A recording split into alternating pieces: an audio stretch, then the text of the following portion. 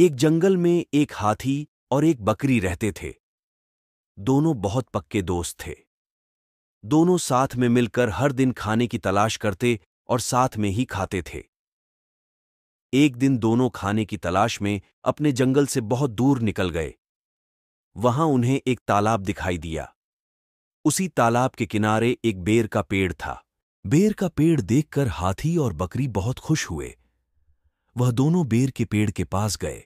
फिर हाथी ने अपनी सूंड से बेर के पेड़ को जोर से हिलाया और जमीन पर ढेर सारे पके हुए बेर गिरने लगे। बकरी जल्दी जल्दी गिरे हुए बेरों को इकट्ठा करने लगी।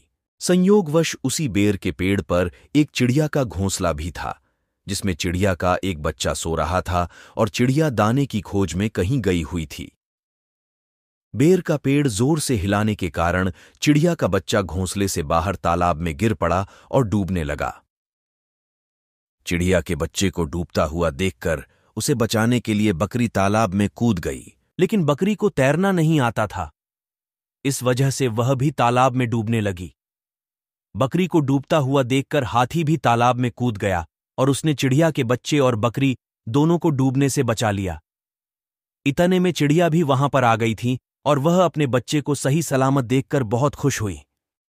उसने हाथी और बकरी को इसी तालाब और बेर के पेड़ के पास रहने के लिए कहा। तब से हाथी और बकरी भी चिड़िया के साथ उस बेर के पेड़ के नीचे रहने लगे।